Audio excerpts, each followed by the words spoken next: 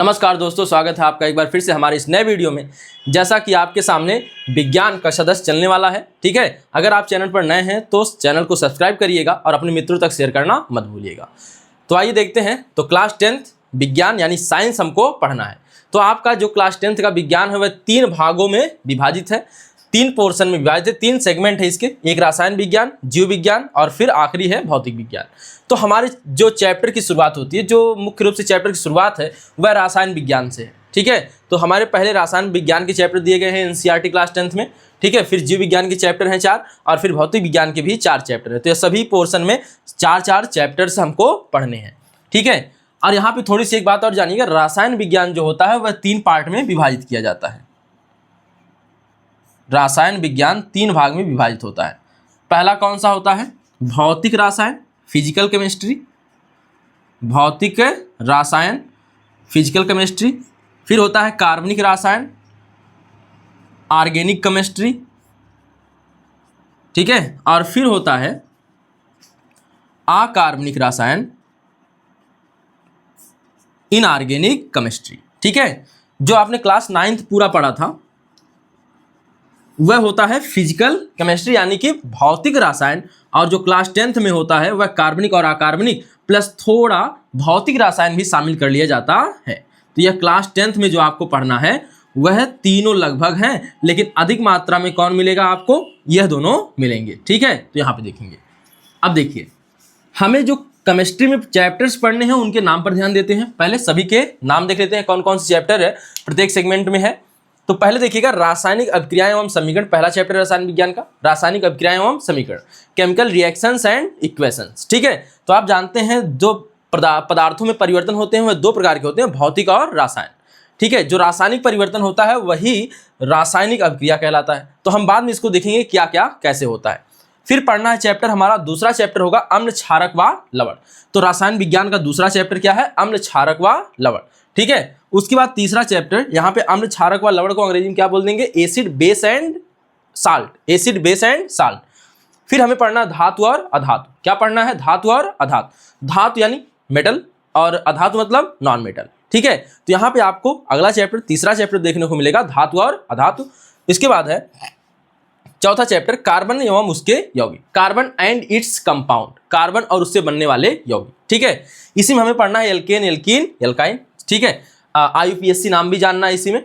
तो यहाँ पे देखेंगे। फिर जीव विज्ञान है हमारा, और यहाँ पे 4 चैप्टर होने के बाद 5वां चैप्टर जो है वह जीव विज्ञान का शुरू हो जाएगा। नाम है यहाँ पे देखिएगा जैव प्रक्रम, लाइफ प्रोसेसेस, लाइफ प्रोसेसेस, जैव प्रक्रम। आगे देखिए 6वां चैप्टर है नियंत्रण एवं समन्वय, नियंत्रण एवं समन्वय, जिसमें हम लोग पढ़ने वाले हैं नर्वस सिस्टम। अच्छा, थोड़ा सा यहाँ जैव प्रक्रम में जानिए क्या क्या पढ़ना होता है। जैव प्रक्रम में जीव जो अपने जीवन को बनाए रखने के लिए प्रक्रियाएं करते हैं, जैसे भोजन करते हैं, भोजन के बाद जो होने वाली प्रक्रिया वह क्या है? पाचन। सांस लेते हैं, उसे क्या कहेंगे? श्वसन। उनके हृदय में, उनके शरीर में रुधिर का परिसंचरण होता है, तो एक हो गया परिसंचरण, ठीक है। और क्या होता है? परिसंचरण हो गया। इसके बाद जो हमारे शरीर में खराब पदार्थ होते हैं, उत्सर्जी पदार्थ होते हैं, उन्हें बाहर निकालने की प्रक्रिया उत्सर्जन कहलाती है। उसके बाद हमें अपना जीवन, अपने जैसे संतान को पुनः उत्पन्न करने के लिए प्रजनन की जरूरत पड़ती है। तो इस तरह से हम देखेंगे हमारे जो जैव प्रक्रम में शामिल होंगी, और यह सीधे ह्यूमन बीइंग्स के लिए पढ़ना है, यानी मानव के लिए पढ़ना है। मेनली मानव और पौधों के लिए पढ़ना होता है, तो हम मेनली मानव को लेके चलेंगे। तो पाचन, श्वसन, परिसंचरण, उत्सर्जन, प्रजनन, यह सभी प्रक्रियाएं जैव प्रक्रम में शामिल की जाती हैं। अब देखिए, तो लाइफ प्रोसेस में इतना हो गया।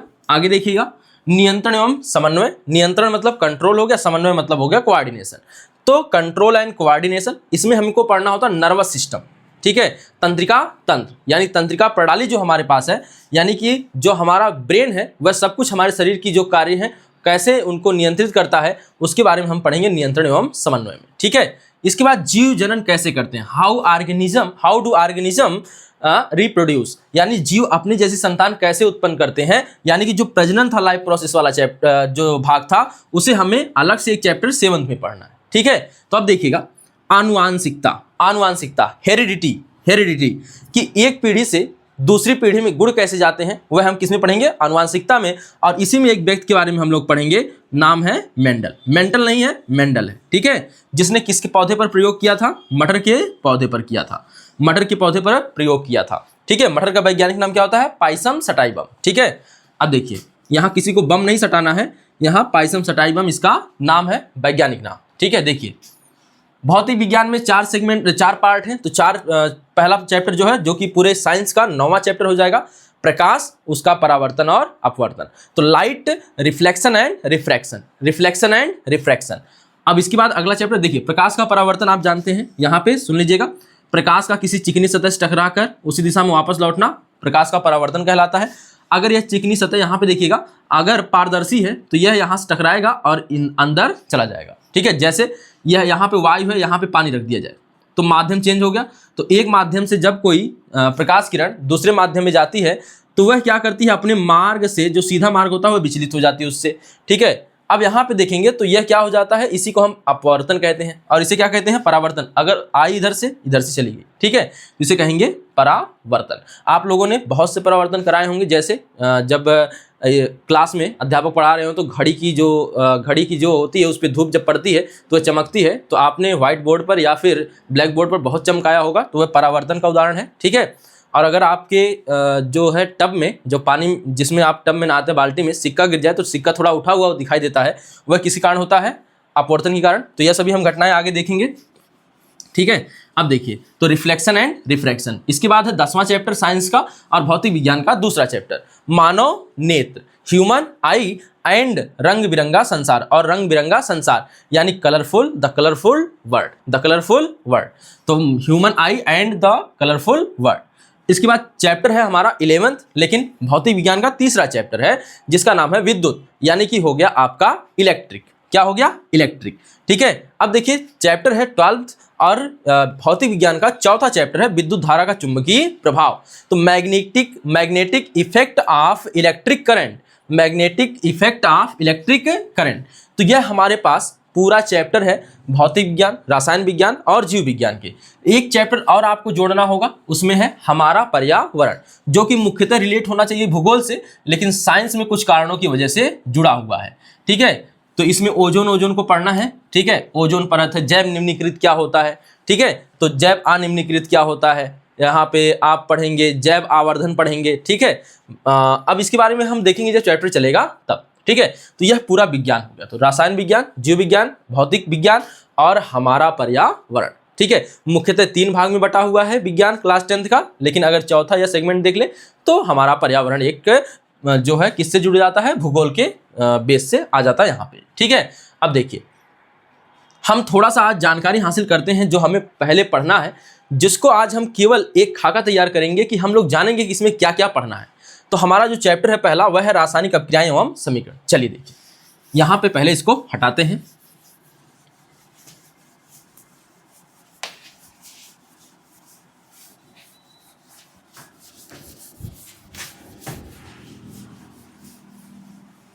तो पहला अध्याय आपका क्या है, चैप्टर फर्स्ट केमिस्ट्री का है, और कौन सा है, रासायनिक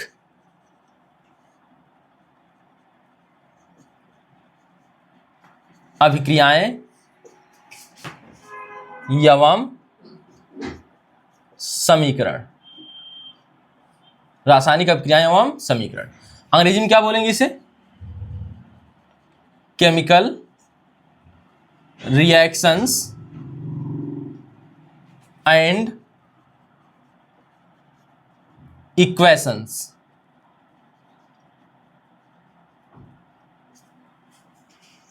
केमिकल रिएक्शंस एंड इक्वेशंस, ठीक है। तो सबसे पहले हम लोग जानेंगे रासायनिक अभिक्रिया क्या होती है। चैप्टर की शुरुआत में ही क्या लिखा है, रासायनिक अभिक्रिया क्या होती है। तो रासायनिक अभिक्रिया के बारे में जानने से पहले हमें जानना होगा जो पदार्थों में परिवर्तन होता है वह 2 प्रकार का होता है। देखिए सबसे पहले यहां शुरुआत होगी परिवर्तन, चेंज टोटल होते हैं 2 प्रकार के, ठीक है। एक होता है भौतिक परिवर्तन, थोड़ा सा इस तरह से लिखें ताकि कई चीजें हम आपको समझा सके एक ही पेज पर। तो देखिएगा तो सबसे पहले हम जानेंगे परिवर्तन। परिवर्तन यानी कि चेंज। चेंज होता है मुख्यतः दो प्रकार का, ठीक है, दो प्रकार का ही होता है। भौतिक परिवर्तन यानी फिजिकल चेंज, और होता है रासायनिक परिवर्तन। रासायनिक परिवर्तन यानी कि कौन सा परिवर्तन हो जाएगा? केमिकल चेंज, ठीक है। अब थोड़ा सा यह बात जानिए कि भौतिक चेंज में कोई नया पदार्थ नहीं बनता। भौतिक परिवर्तन में कोई नया पदार्थ नहीं बनता। जैसे आपने अगर एक कागज का टुकड़ा लिया है, पदार्थ, नया पदार्थ नहीं बनता, और यहाँ नया पदार्थ बनता है, ठीक है, यहाँ नया पदार्थ बनता है, ठीक है। तो पहले यहाँ समझिएगा, भौतिक परिवर्तन में कोई नया पदार्थ नहीं बनता है, जबकि रासायनिक परिवर्तन में नया पदार्थ बनता है। जैसे आपने कागज का कोई टुकड़ा लिया, उसको फाड़ रहे हैं तो फिर भी तो कागज ही बना रहा, नया पदार्थ कोई प्राप्त नहीं हुआ। तो भौतिक परिवर्तन में कोई नया पदार्थ नहीं बनता, यानी कि कागज को फाड़ना क्या है? भौतिक परिवर्तन। ईंट को तोड़ दिया तो जो टुकड़ी मिलती है ईंट की, वह ईंट ही तो है, तो वह भी कौन सा परिवर्तन हो गया? भौतिक परिवर्तन। इसके बाद अगर मैं रासायनिक परिवर्तन की बात करूं, तो रासायनिक परिवर्तन में नया पदार्थ बन जाता है। जैसे आपने कागज को जला दिया, तो अब तो आपको कागज तो मिला नहीं, अब तो राख मिली, तो कागज को जला देना कौन सा परिवर्तन है? रासायनिक परिवर्तन है, ठीक है। इसी प्रकार आपने अगर कोई चीज जैसे लकड़ी है जला दिया, तो वहां पे कौन सा परिवर्तन हो गया? रासायनिक परिवर्तन। दूध है, पनीर बना दिया आपने, तो वहां कौन सा परिवर्तन हो गया? रासायनिक परिवर्तन। क्योंकि अब दूध को, जो दूध से पनीर बन गया, तो आप पनीर को आप कहेंगे नहीं दूध है, तो आप क्या कहेंगे? उसे पनीर कहेंगे। तो जब भी कोई नया पदार्थ बन जाता है किसी चीज से, तो हम कहते हैं वहां रासायनिक परिवर्तन हुआ है, ठीक है। और इसी रासायनिक परिवर्तन को रासायनिक अभिक्रिया कहते हैं। तो जहां रासायनिक परिवर्तन होता है, वहीं पर क्या होती है? रासायनिक अभिक्रिया। यानी रासायनिक परिवर्तन रासायनिक अभिक्रिया के बिना नहीं हो सकता। यानी केमिकल चेंज के लिए केमिकल रिएक्शन जरूरी है। जैसे दूध से पनीर बन रहा है, वहां हो रहा है रासायनिक परिवर्तन। उसके अंदर दूध में जो आपने दही की हल्की सी मात्रा डाली, जिसे सामान्य भाषा में जोरन कहते हैं, तो वह जो जोरन पड़ा है, यानी दही की जो हल्की सी मात्रा पड़ी है, वह उससे पूरे दूध के साथ क्या कर रहा है? रिएक्ट कर रहा है, क्रिया कर रहा है। उसके बाद दूध पूरा धीरे धीरे क्या होता है? दही में कन्वर्ट होता है। तो वह रिएक्शन चल रही है। तो वह जो रिएक्शन चल रही है, वह रासायनिक अभिक्रिया हो रही है ना, उसमें रिएक्शन हो रही है। रिएक्शन होकर ही क्या आया? अंत में दही मिला। तो यानी कि हम अगर मान लें दूध है, ठीक है, इसमें से हल्का सा आपने दही ऐड किया, ठीक है, यानी कि जिसे आप सामान्य भाषा में क्या कह देते हैं? जोरन, ठीक। और यहां पे जब आप देखेंगे धीरे धीरे पूरा दूध किस में कन्वर्ट हो जाता है? दही में। तो यह दूध से दही बनने की जो प्रक्रिया है, यह रासायनिक अभिक्रिया हो रही है यहाँ पे। और जब अंत में यहाँ मिल गया देखने को दही, तो यहाँ पे कौन सा परिवर्तन हो गया? यह रासायनिक परिवर्तन पूरी तरह से कंप्लीट हो गया, ठीक है। तो रासायनिक अभिक्रिया जब होती है, तभी रासायनिक परिवर्तन होता है। जैसे आप किसी चीज को जला रहे हैं, अगर मान लेते हैं कागज को जला रहे हैं, कागज क्या है? कार्बन है। अगर हम इसे जला रहे हैं, तो इसका मतलब यह CO2 से क्रिया कर रहा है। जलाने का मतलब CO2 से क्रिया होता है, ठीक है। जलाने का मतलब, दहन का मतलब याद रखेंगे, किसी चीज को जब जलाते हैं तो उसका मतलब होता है CO2 से क्रिया, ठीक है, ऑक्सीजन से क्रिया। तो मैं कागज को जला रहा हूं, यानी कार्बन जला रहा हूं, CO2 से क्रिया हो रही है, तो कार्बन डाइऑक्साइड गैस बन रही है। तो कागज जब जल रहा है तो राख बन रही है, और कार्बन डाइऑक्साइड जो है गैस बन रही है, ठीक है। अब यह समझिएगा, दूध से क्या बन गई? दही बन गई। तो यहाँ रासायनिक अभिक्रिया हो रही थी और रासायनिक परिवर्तन हो गया। जैसे एक चीज और जानिए, यहाँ पे अगर मैं मैग्नीशियम लूँ, ठीक है, और अगर इसको जलाऊंगा तो यानी ऑक्सीजन से क्रिया कराऊंगा, ठीक है। ऑक्सीजन से क्रिया करके यह मैग्नीशियम ऑक्साइड बना लेगा। क्या बना लेगा? Magnesium oxide.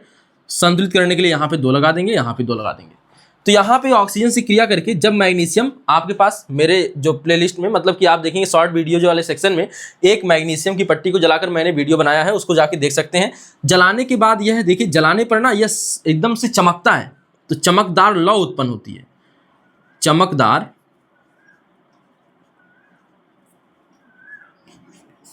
लौ उत्पन्न होती है जब जलाई जाती है। अब प्लस अंत में सफेद रंग का पाउडर प्राप्त होता है। सफेद रंग का पाउडर प्राप्त होता है, जिसे क्या कहते हैं? मैग्नीशियम ऑक्साइड कहते हैं। अब उस पाउडर से हम Mg को तो नहीं प्राप्त कर पाएंगे तुरंत, रासायनिक परिवर्तन द्वारा। यह रासायनिक परिवर्तन हुआ है। क्या हुआ है? तो नया पदार्थ बन गया ना। अब पहले मैग्नीशियम था, जलाया तो मैग्नीशियम ऑक्साइड बन गया, तो नया पदार्थ मेरे पास बन चुका है। इस नए पदार्थ के आने का कारण क्या है? रासायनिक अभिक्रिया। रासायनिक अभिक्रिया, ठीक है। अब देखिए, रासायनिक अभिक्रिया के जो होते हैं 2 भाग होते हैं। रासायनिक अभिक्रिया के कितने, यानी कि आप कह सकते हैं रासायनिक अभिक्रिया के 2 पार्ट होते हैं, पार्ट्स। एक होता है अभिकारक और एक होता है उत्पाद, यानी एक होता है रिएक्टेंट, एक होता है प्रोडक्ट। ठीक है, दो पार्ट्स होते हैं। जैसे यहां पे मैंने दूध लिया, इसमें हल्का दही डाला, फिर पूरा दूध क्या बन गया, दही बन गया। ठीक है, तो ये देखिए यह हो गया अभिकारक, तो इधर वाला सब रहेगा अभिकारक और इधर वाला क्या रहेगा, उत्पाद। तो आप रासायनिक अपक्रिया की परिभाषा लिख सकते हैं, अभिकारक से उत्पाद बनने की प्रक्रिया क्या कहलाती है, रासायनिक अपक्रिया कहलाती है। समझिएगा थोड़ा सा। ठीक है, रासायनिक अपक्रिया जो होती है, रासायनिक अपक्रिया में दो पार्ट होते हैं, अभिकारक और उत्पाद। एक रिएक्शन जो अभी मैंने लिखा था, मैग्नीशियम को ऑक्सीजन की उपस्थिति में जलाया गया तो मैग्नीशियम ऑक्साइड का पाउडर मिला था। क्या मिला था, मैग्नीशियम ऑक्साइड का पाउडर। तो यह जो इधर की चीजें हैं इन्हें हम क्या कहेंगे, इन्हें हम कहेंगे क्या, इन्हें हम कहेंगे अभिकारक, रिएक्टेंट, इन्हें हम कहेंगे अभिकारक, और इसे क्या कहेंगे, उत्पाद कहेंगे, प्रोडक्ट कहेंगे। ठीक है, जो भी तीर के, देखिए अभिक्रिया को दर्शाने का यह चिन्ह है, जब कोई अभिक्रिया हो रही है तो यहाँ पे इस चिन्ह द्वारा, एरो द्वारा, ठीक है, दर्शाया जाता है। तो यहाँ पे यह एरो देखिए दर्शा रहा कि अभिकारक से क्या बन रहा है, उत्पाद। तो जो एरो के पीछे रहेगा वह अभिकारक कहलाएगा और जो एरो के बाद रहेगा वह उत्पाद कहलाएगा। हमेशा यही याद रखना है, इधर वाला हमेशा अभिकारक होगा, उधर वाला हमेशा उत्पाद होगा, बस एरो का निशान इस तरह से हो। ठीक है, अब आगे देखिए, तो अभिकारक और उत्पाद समझ गए। ठीक है, अब ध्यान दीजिए, रासायनिक अभिक्रिया को जो दिखाते हैं, जो हमने लिखा है Mg+O2 बना MgO, संतुलित करने के लिए यहां दो यहां दो। अब संतुलित क्यों किया जाता है बाद में बताएंगे। इस चीज को हम कहते हैं रासायनिक समीकरण। ठीक है, अब यहां पे इसको बोलना हो तो वाक्य में क्या बोलेंगे, मैग्नीशियम ऑक्साइड को जलाने पर मैग्नीशियम ऑक्साइड का पाउडर प्राप्त होता है। लेकिन इसे हमने शार्ट में लिख दिया तो भी तो वही बात है। तो इसे शार्ट में, किसी रासायनिक अभिक्रिया को शार्ट में जो लिखा जाता है सूत्रों द्वारा, देखिए यहां पे यह तत्व का प्रतीक है, क्या है, प्रतीक, ऑक्सीजन का प्रतीक है, और यह हो गया मैग्नीशियम ऑक्साइड का जो बना है, मैग्नीशियम ऑक्साइड का अणुसूत्र है। तो प्रतीकों और सूत्रों द्वारा, देखिए कोई तत्व रहेगा तो उसका प्रतीक इस्तेमाल करेंगे, और कोई यौगिक बन जाएगा तो हम उसके अणुसूत्र का प्रयोग करेंगे। तो किसी जो रासायनिक अपक्रिया कोई हुई है उसका प्रतीकों और सूत्रों द्वारा दर्शा दिया जाना, उसको प्रतीकों और सूत्रों से दर्शा दिया जाना रासायनिक समीकरण कहलाता है। तो यहाँ पे जो रासायनिक अपक्रिया है उसे दर्शाने के लिए हम किसका प्रयोग करते हैं, रासायनिक समीकरण का, रासायनिक समीकरण का। ठीक है, तो रासायनिक समीकरण क्या होता है, केमिकल इक्वेशन क्या होता है, तो किसी रासायनिक अपक्रिया को प्रतीकों व सूत्रों से दर्शाने की प्रक्रिया क्या कहलाती है, रासायनिक समीकरण कहलाती है। या फिर क्या है, किसी रासायनिक अपक्रिया को प्रतीकों और सूत्रों द्वारा संक्षिप्त में दर्शाना रासायनिक समीकरण है। ठीक है, संक्षिप्त में दर्शाना रासायनिक समीकरण है। तो फिर से सुन लीजिएगा, किसी रासायनिक अपक्रिया को प्रतीकों और सूत्रों द्वारा संक्षिप्त में दर्शाना रासायनिक समीकरण है। अब पूरा वाक्य लिखना बेहतर होगा कि केवल इतना लिखना बेहतर है, तो इतना लिखना बेहतर है। ठीक है, अब आइए और समझिए, रासायनिक समीकरण जो होते हैं दो प्रकार के हो सकते हैं। ठीक है, तो एक होता है मूल रासायनिक समीकरण, मूल रासायनिक समीकरण, और एक होता है संतुलित रासायनिक समीकरण।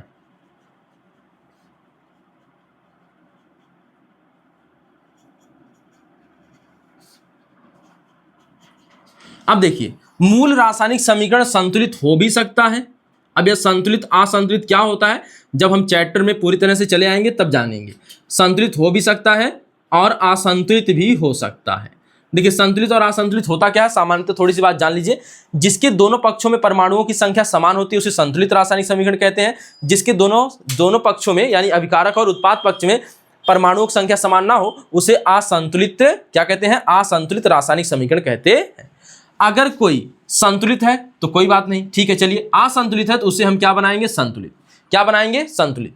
तो जो रासायनिक समीकरण, मूल रासायनिक समीकरण जो संतुलित ना होकर के असंतुलित होते हैं, प्रायः उन्हें संतुलित किया जाता है। और संतुलित क्यों किया जाता है, क्योंकि एक नियम आप क्लास 9 में पढ़ चुके हैं, द्रव्यमान संरक्षण का नियम, द्रव्यमान संरक्षण का नियम।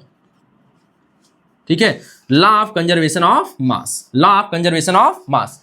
यानी कि कोई भी पदार्थ अगर अपक्रिया में भाग ले रहा है तो वह कभी समाप्त नहीं होगा ना अपक्रिया से, यानी कि अपक्रिया से पहले जितना है अपक्रिया के बाद भी उतना रहेगा। ठीक है, जैसे मैं बात करूं इसी Mg प्लस O2 की और बना रहा है MgO। यहाँ पे मैं देख रहा हूँ ऑक्सीजन 1 है, यहाँ पे 2 है।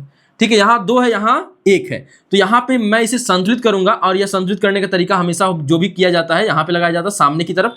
ठीक है, तो यह देखिए ऑक्सीजन अब कितना पड़ा जाएगा 2, लेकिन यहाँ पे मैग्नीशियम कितना हो गया 2, मैग्नीशियम यहाँ 1 है तो यहाँ पे 2 से मल्टीप्लाई करेंगे तो यह हो जाएगा मैग्नीशियम 2। अब संतुलित हो गया। मैग्नीशियम कितना लिया गया 2, यहाँ पे भी 2, ऑक्सीजन कितना है 2 और यहाँ पे भी ऑक्सीजन 2 है। तो यहाँ पे जब लग जाए और यह पूरे यौगिक के साथ हो तो इसका मतलब होता है कि यह इसके लिए भी है और यह है इसके लिए भी है। तो यहाँ पे ध्यान रखना होगा, लेकिन अभी नहीं, जब पढ़ेंगे तब संतुलित करना सीखेंगे। तो यह पहले मूल समीकरण जो था, इसका जो मूल समीकरण था वह संतुलित ना होकर के कैसा था, असंतुलित। तो जो असंतुलित होंगे द्रव्यमान संरक्षण के कारण इन्हें हमें संतुलित करना पड़ेगा, संतुलित करना पड़ेगा। ठीक है, यानी कि जैसे मेरे पास यहाँ पे ऑक्सीजन 2 था, यानी मैंने 2 लिया और बना 1 के, ऐसा संभव नहीं है, क्योंकि द्रव्यमान संरक्षण का नियम कहता है जितना लेंगे उतना बनना चाहिए। अगर 2 लिए हैं तो 2 ही बनना चाहिए। अब इसी को संतुलित करने की प्रक्रिया कही जाती है। ठीक है, तो दोनों पक्षों में परमाणुओं की संख्या को बराबर करने की प्रक्रिया ही संतुलित करने की प्रक्रिया है। इसके लिए हम विधियां जानेंगे, जैसे हिट एंड ट्रायल मेथड आपकी किताब में दिया है, यानी कि जांच एवं त्रुटि विधि, जांच एवं त्रुटि विधि, त्रुटि एवं जांच विधि, ऐसे कुछ नाम है। चलिए देखेंगे हम लोग। तो जो संतुलित रासायनिक समीकरण होता है, दोनों पक्षों में परमाणुओं की संख्या समान होती है। असंतुलित मूल रासायनिक समीकरण संतुलित भी हो सकते हैं, असंतुलित भी हो सकते हैं। जो संतुलित होंगे उन्हें हम छोड़ देंगे, असंतुलित को संतुलित बनाएंगे। असंतुलित क्या होते हैं, इसमें परमाणुओं की संख्या दोनों पक्षों में समान नहीं होती है। ठीक है, अब रासायनिक समीकरण के हो गए प्रकार। अब हम जानेंगे कुछ रासायनिक अभिक्रियाएं, कुछ रासायनिक अभिक्रियाएं। कौन कौन सी रासायनिक अभिक्रियाएं हमें पढ़नी है, ध्यान दीजिएगा। तो रासायनिक अभिक्रियाओं के प्रकार, रासायनिक अभिक्रियाओं के प्रकार, यह रासायनिक समीकरण के प्रकार था। अब देखिए रासायनिक अभिक्रियाओं के प्रकार। तो सबसे पहले जो रासायनिक अभिक्रिया पढ़नी है वह है आपको संयोजन। क्या पढ़नी है, संयोजन। तो कॉम्बिनेशन रिएक्शन बोलते हैं संयोजन अभिक्रिया, संयोजन अभिक्रिया। ठीक है, अगर 2 या 2 से अधिक पदार्थ मिलके एक हो जाए तो हम इसे संयोजन कहते हैं। 2 या 2 से अधिक, यानी A प्लस B था, मिलके बना लिया C, तो यह कहलाएगा संयोजन अभिक्रिया। या फिर A plus B plus C plus D और यह सब मिलके बना ले E, तो यहाँ पे यह कहलाएगा संयोजन। ठीक है, यानी अधिक, यानी 2 या 2 से अधिक पदार्थ मिल जाए। ठीक है, अब इधर वाला याद रखिए, इधर वाले को क्या बोलते हैं, अभिकारक, और इधर वाले क्या बोलते हैं, उत्पाद। तो 2 या 2 से अधिक अभिकारक मिल जाए और एकल उत्पाद बना दे। उत्पाद कितना बनना चाहिए, 1। तो संयोजन अभिक्रिया में हमेशा उत्पाद कितना बनता है, 1 बनता है, और जो अभिकारक होता है वह 2 होगा या 2 से अधिक होगा। तो याद रखेंगे संयोजन अभिक्रिया। अब बताइए, जब किसी को शादी करनी है तो कम से कम 2 लोगों का होना आवश्यक है, बिना 2 लोगों की शादी तो होगी नहीं। तो ठीक है, संयोजन अभिक्रिया में कम से कम 2 चाहिए, तो उससे अधिक भी हो सकते हैं। तो 2 या 2 से अधिक, 2 या 2 से अधिक जब क्या मिलते हैं, अभिकारक। तो आपको पता है अगर A प्लस B मिल रहे हैं और C बना रहे हैं तो इधर का हो जाता है अभिकारक, क्या हो जाता है, अभिकारक, और इधर वाला हिस्सा हो जाता है उत्पाद। तो 2 या 2 से अधिक अभिकारक जब मिलकर एक उत्पाद बनाते हैं, उत्पाद कितना होना चाहिए, 1, तो उस रासायनिक अभिक्रिया को क्या कहा जाता है, संयोजन। बाद में समझेंगे इसको, अभी आगे आते हैं। चलिए, इसके बाद दूसरी रिएक्शन जो पढ़नी है वह है वियोजन, डिकम्पोजिशन, वियोजन अभिक्रिया। अब इसमें क्या होता है जानिएगा। वियोजन अभिक्रिया में क्या होता है, वियोजन अभिक्रिया में एकल अभिकारक रहेगा, टूटकर 2 या 2 से अधिक उत्पाद बना लेगा। इसमें मान लेते हैं हमारे पास एकल उत्पादक A है, यह टूटा B बना लिया, C बना लिया, और भी कुछ बना ले, D बना ले। ठीक है, 2 या 2 से अधिक बनाएगा बस। तो यह कौन सी अभिक्रिया कहलाएगी, वियोजन, डिकम्पोजिशन। अब किसी को तोड़ना है, ठीक है, जैसे 2 लोग शांति से रह रहे हैं और 2 लोग बहुत पक्के दोस्त हैं, मान लेते हैं A और B। ठीक है, इनके बीच कोई खटपट नहीं है, आपने जाके बीच में आग लगा दी। अब यह दोनों लोग अलग हो गए, A और B। तो यह आग लगाने का काम आपने जो किया, यह एक विशेष परिस्थिति है, विशेष परिस्थिति है आग लगाने की काम। ठीक है, यहाँ पे भी ऐसे ही नहीं अलग हो जाएंगे, इनके लिए कुछ करना पड़ेगा, इनके लिए कुछ उष्मा देनी होगी, ठीक है, या कुछ करंट देना होगा। अब देखिए, तो वियोजन इसीलिए 3 प्रकार का हो जाता है, 3 प्रकार का। तो कभी कभी गर्म करने से पदार्थ टूट जाते हैं, तो एक कहलाता है उष्मीय वियोजन या तापीय वियोजन, इसी को बोलते हैं। ठीक है, अंग्रेजी में बोलते हैं थर्मल डिकम्पोजिशन। ठीक है, एक होता है प्रकाश वियोजन, सूर्य के प्रकाश में रखने से कुछ चीजें होती हैं जो अलग अलग हो जाती हैं, जैसे AgCl है, अगर इसे सूर्य के प्रकाश में रख दिया जाए तो Ag अलग और Cl गैस जो Cl जो है वह Cl2 गैस बन के उड़ जाएगा। ठीक है, तो इस तरह से प्रकाश वियोजन इसे बोलते हैं फोटोलिसिस या फोटो डिकम्पोजिशन या फिर बोलते हैं फोटोलिसिस। ठीक है, तीसरा जो है उसे कहते हैं विद्युत वियोजन, इलेक्ट्रोलिसिस। ठीक है, इलेक्ट्रोलिसिस या विद्युत वियोजन। अब इसमें क्या होता है, तो कोई पदार्थ होगा जिसमें विद्युत प्रवाहित कर दी जाएगी तो अपने दोनों भागों में टूट जाएगा। मान लेते हैं 2 या 2 से अधिक भागों में टूट जाएगा। NaCl है तो इसमें जब विद्युत प्रवाहित करते हैं इसके जलीय विलयन में तो Na अलग हो जाता है, Cl2 अलग हो जाता है, तो यह हो जाता है Na और Cl2 बना लेता है। तो यह विद्युत वियोजन का उदाहरण है, तो इलेक्ट्रोलिसिस। अब देखिएगा तो वियोजन आपको पता चल गया कि एकल अभिकारक होगा, यहाँ याद रखेंगे इधर वाला अभिकारक होता है, इधर वाला उत्पाद होता है। तो एकल अभिकारक टूटकर 2 या 2 से अधिक क्या बना देता है, उत्पाद बना देता है। अगली अपक्रिया जानिए क्या पढ़ना है, विस्थापन अपक्रिया पढ़नी है, विस्थापन अभिक्रिया। तो इन सभी अपक्रियाओं के बारे में हम लोग अगले वीडियो से एक एक करके पढ़ेंगे और विधिवत पढ़ेंगे। ठीक है, विस्थापन अभिक्रिया यह क्या होती है, विस्थापन अपक्रिया क्या होती है, इसे बोलते हैं डिस्प्लेसमेंट रिएक्शन। डिस्प्लेसमेंट रिएक्शन इसमें ना जैसे A है और B C एक यौगिक है, A मान लेते हैं प्लस है और B भी प्लस है और C क्या है, माइनस है। ठीक है, यानी कि यहाँ पे A जो है यहाँ एक क्या है, जबर आदमी है, यानी कि जबर मतलब क्या होता है, यह है एकदम शक्तिशाली, यह बहुत शक्तिशाली है। किसकी अपेक्षा, बी की अपेक्षा। बी है कमजोर, चिमिरखी आदमी है, तो बी कमजोर है, शक्तिशाली ए है और बी क्या है, कमजोर। इस तरह से ए जाएगा बी को मार के भगा देगा। ठीक है, कहेगा तू हट, अब मैं आऊंगा यहाँ पे, तो बी गया यहाँ से, हट गया, बेचारा बी को हटा दिया है। अब सी के साथ कौन हो गया, सी के साथ ए आ गया।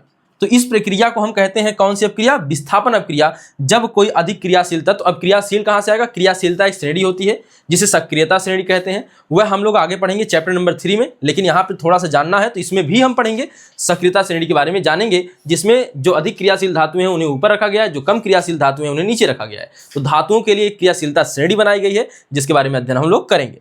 तो जब कोई अधिक क्रियाशील धातु किसी यौगिक में से, याद रखेंगे जब कोई अकेले रहे तो वह तत्व का प्रतीक होता है। ठीक है, और जब 2 या 2 से अधिक लोग हो जाते हैं, कैपिटल लेटर्स 2 या 2 से अधिक हो जाए तो हम जानते हैं कि वह यौगिक का सूत्र हो जाता है, यौगिक का अणुसूत्र हो जाता है। तो यहाँ एक तत्व होता है, एक यौगिक होता है।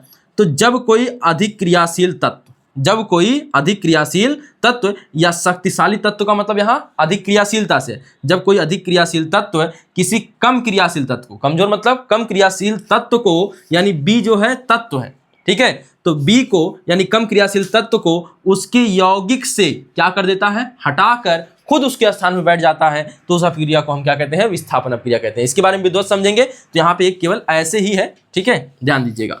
अब आते हैं इसके बाद अगली रिएक्शन कौन सी पढ़नी है, द्विविस्थापन, डबल डिस्प्लेसमेंट। अच्छा, विस्थापन अपक्रिया हो गई। अब इसके बाद कौन, अच्छा वियोजन को एक और नाम देते हैं अपघटन, एक और नाम देते हैं इसको अपघटन।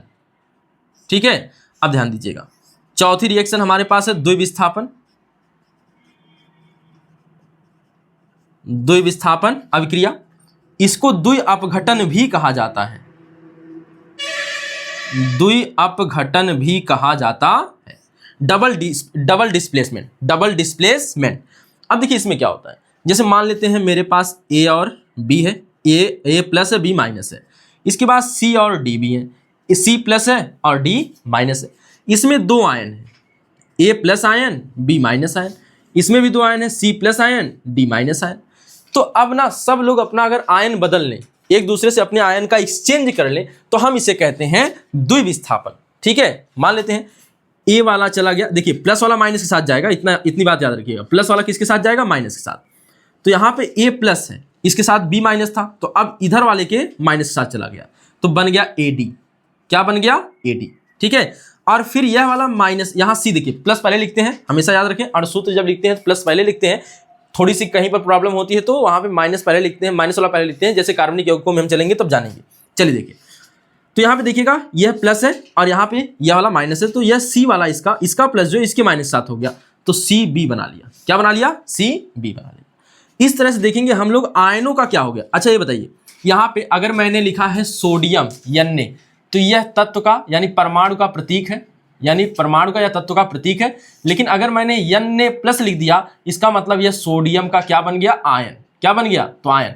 यहाँ पे यह A+B-C+D- यह क्या है, आयन्स है, यह आयन है। तो आयनों का जहां आदान प्रदान होता है, दो यौगिकों के मध्य आयनों का जहां आदान प्रदान होता है, वहां पर जो रिएक्शन होती है उसे द्विविस्थापन अपक्रिया कहा जाता है। ठीक है। और द्विविस्थापन अपक्रिया में प्राय अवक्षेप बनते हैं। प्राय क्या बनते हैं, अवक्षेप बनते हैं।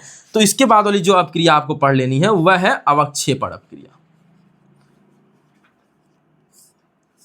अब अवक्षेपण अपक्रिया क्या होती है इसके बारे में जानिए। इसे कहते हैं प्रेसिपिटेशन रिएक्शन। ठीक है। 2 विलयन आपस में मिलाए जाए, सुनिएगा, तो 2 विलयन आपस में जब मिलाए जाए तो एक अविलेय पदार्थ बन जाए।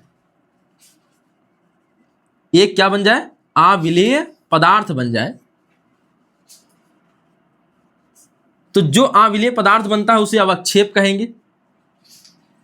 क्या कहेंगे, अवक्षेप।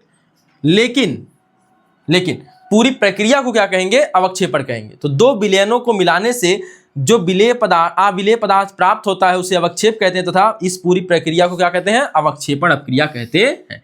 तो याद रखेंगे इस प्रकार से। और इसके बाद तो हमने उनको पढ़ना भी है रिएक्शन। ठीक है, चलिए देखिए।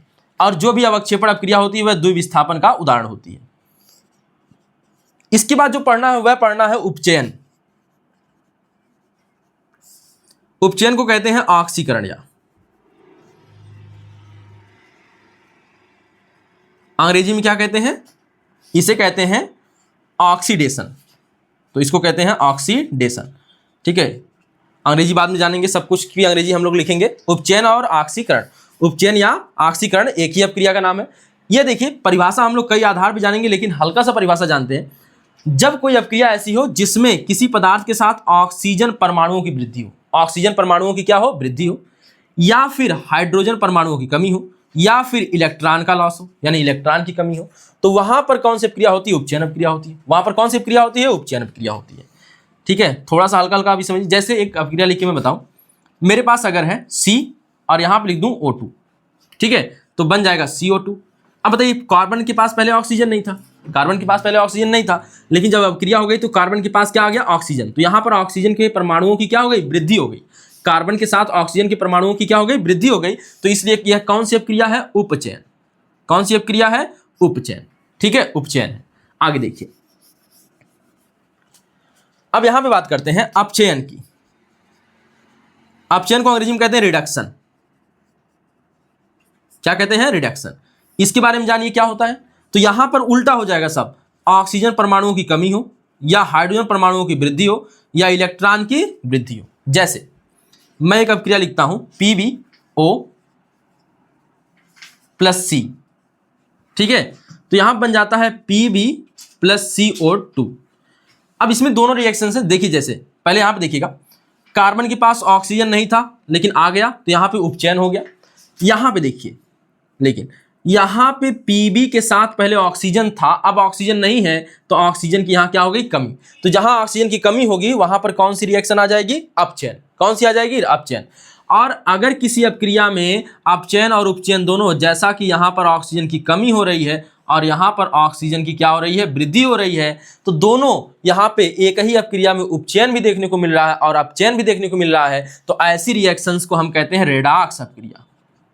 क्या कहते हैं, रेडॉक्स अपक्रिया, जिसमें उपचयन और उपचयन दोनों होता है, अपचयन और उपचयन दोनों होता है, उन्हें हम रेडॉक्स अपक्रिया कहते हैं। चलिए, ठीक है। तो यहां पे एक जो रिएक्शन होगी आपकी, वह यहां पे शार्ट में थोड़ा सा लिख देता हूं। यहां पे हो जाएगा रेडॉक्स अपक्रिया। अंग्रेजी में भी यही नाम है, रेडॉक्स, क्योंकि ये दो नामों से मिलकर बना है, रेडॉक्स। देखिए, रेड से हो गया रिडक्शन, ऑक्स से हो गया ऑक्सीडेशन। यहां पे लाल का बैल नहीं पढ़ेंगे, ठीक है। तो यह हो गया रिडक्शन और यह हो गया ऑक्सीडेशन। ठीक है, अब देखिएगा, कुछ अपक्रियाएं और पढ़नी है, तो मैं पहले इसको हटा देता हूं। कुछ अपक्रियाओं के बारे में और जानना है इस चैप्टर में। जैसे एक चीज और जान लेनी है, जो उपचयन है इसके दैनिक जीवन में कुछ प्रभाव होते हैं। तो उपचयन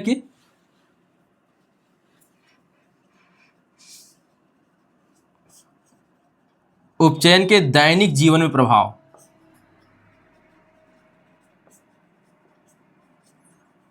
ठीक है, तो उपचयन के दैनिक जीवन में प्रभाव क्या क्या होते हैं उनके बारे में जानिए। आइए थोड़ा सा जानते हैं, फिर चैप्टर के साथ हम लोग पढ़ेंगे इसको।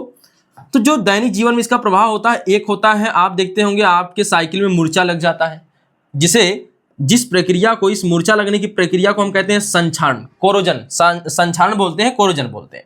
ठीक है, तो यानी कि जो धातुएं होती हैं वो धीरे धीरे जो होती हैं ऑक्सीजन से क्रिया करती रहती हैं, और प्रकृति में धूल मिट्टी नमी यह सभी है, तो उनसे क्रिया करके धीरे धीरे धातुएं नष्ट होने लगती हैं। इसी प्रक्रिया को संक्षारण कहते हैं। तो सीधी सी परिभाषा अगर बोली जाए तो धातुओं का धूल मिट्टी नमी आदि से क्रिया करके, ऑक्सीजन भी लिख सकते हैं, धूल मिट्टी नमी वायु लिख देंगे, ऑक्सीजन उसमें आ जाएगी।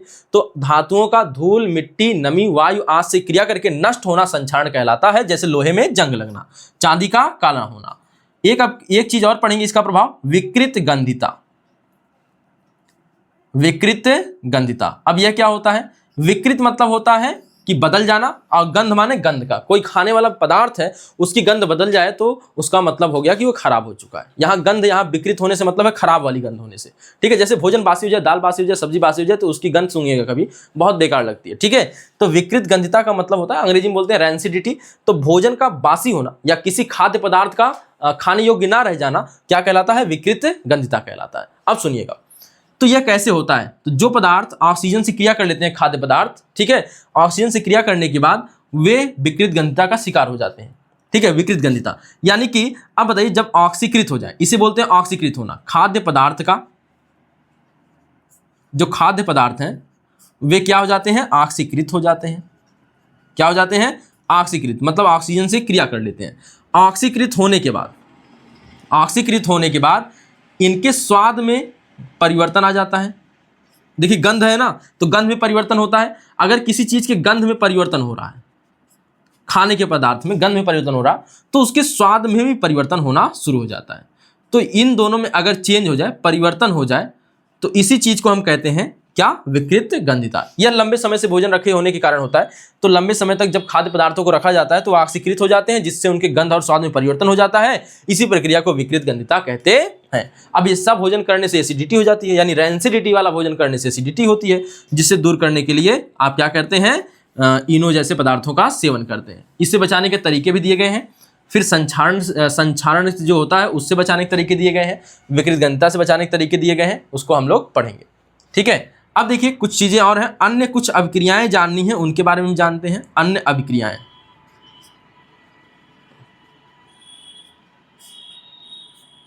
अन्य अभिक्रियाओं में कौन कौन सी पढ़नी है? जैसे देखिए यहां पे लिखते हैं, एक अभिक्रिया पढ़नी है आपको, ऊष्माक्षेपी।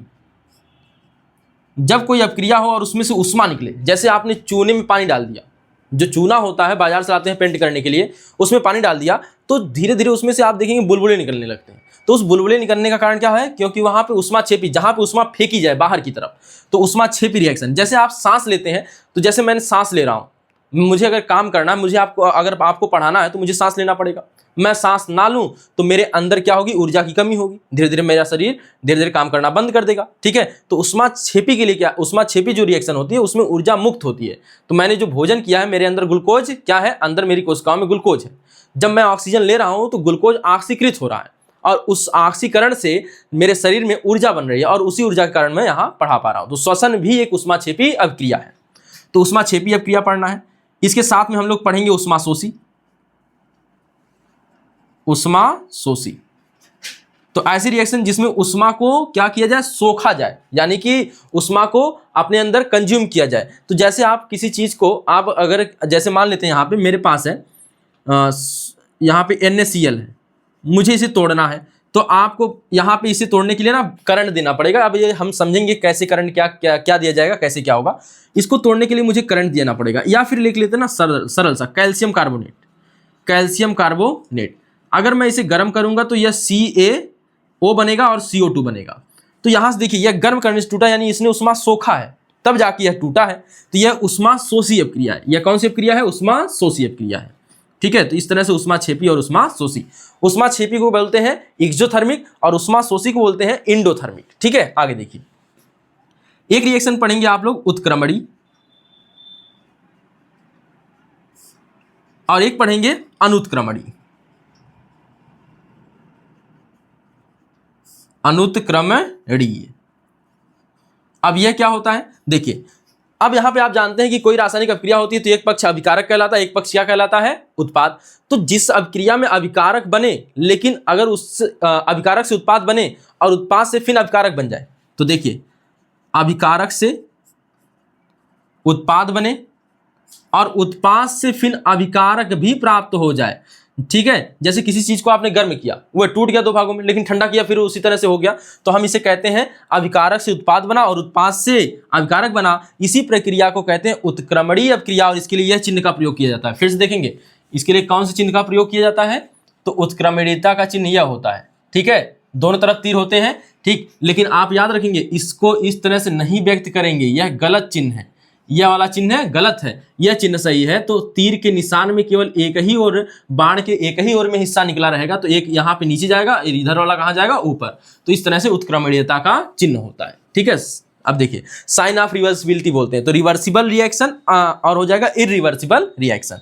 तो अभिकारक से उत्पाद बने और उत्पाद से अभिकारक बन जाए तो हम उससे उत्क्रमणीय बोलते हैं। जिसमें अभिकारक से उत्पाद तो बने लेकिन उत्पाद से अभिकारक ना बने, हम उसे अनुत्क्रमणीय रिएक्शन बोलते हैं, यानी इरिवर्सिबल रिएक्शन बोलते हैं। और रिएक्शन जानिए, कुछ रिएक्शंस और आपको पढ़नी है। जैसे एक रिएक्शन पढ़नी है प्रकाश रासायनिक अपक्रिया, प्रकाश रासायनिक अपक्रिया। तो वे रिएक्शन जिनमें प्रकाश की आवश्यकता होती है, किसके प्रकाश की, सूर्य के प्रकाश की। जैसे पौधों को अगर अपना भोजन बनाना है तो वहां पे क्या करना पड़ेगा, सूर्य का प्रकाश चाहिए। तो एक रिएक्शन आप लोग पढ़ते हैं प्रकाश संश्लेषण, प्रकाश संश्लेषण, ठीक है। तो प्रकाश संश्लेषण जो रिएक्शन आप पढ़ते हैं, इसमें प्रकाश संश्लेषण अभिक्रिया यहां लिख दें, इसमें पौधे अपना भोजन बनाते हैं, क्या क्या लेकर, CO2 लेकर और जल लेकर। तो यह जो रिएक्शन होती है यह प्रकाश रासायनिक अपक्रिया होती है, क्योंकि CO2 और H2O ले लेंगे लेकिन बिना क्लोरोफिल अगर ना है तो, और सूर्य का प्रकाश नहीं है तो ये अपना भोजन नहीं बना पाएंगे। इसलिए सूर्य के प्रकाश की उपस्थिति अनिवार्य है, इसलिए सूर्य के प्रकाश की उपस्थिति अनिवार्य है, इसीलिए प्रकाश रासायनिक अपक्रिया में प्रकाश संश्लेषण अपक्रिया को शामिल किया जाता है। एक रिएक्शन और पढ़ेंगे आप लोग जो कि अगले चैप्टर से है, लेकिन सभी अपक्रियाओं को यहाँ पढ़ रहे हैं तो उसको भी देखेंगे। यहाँ पे एक रिएक्शन का नाम आएगा उदासीनीकरण अपक्रिया, उदासीनीकरण अपक्रिया। अब इसका ना क्या नाम हो जाएगा अंग्रेजी में, न्यूट्रलाइजेशन रिएक्शन, ठीक है। तो उदासीनीकरण अपक्रिया, इसमें क्या होगा, अम्ल होगा, क्षारक होगा, दोनों मिला देंगे तो लवण और जल बन जाएगा।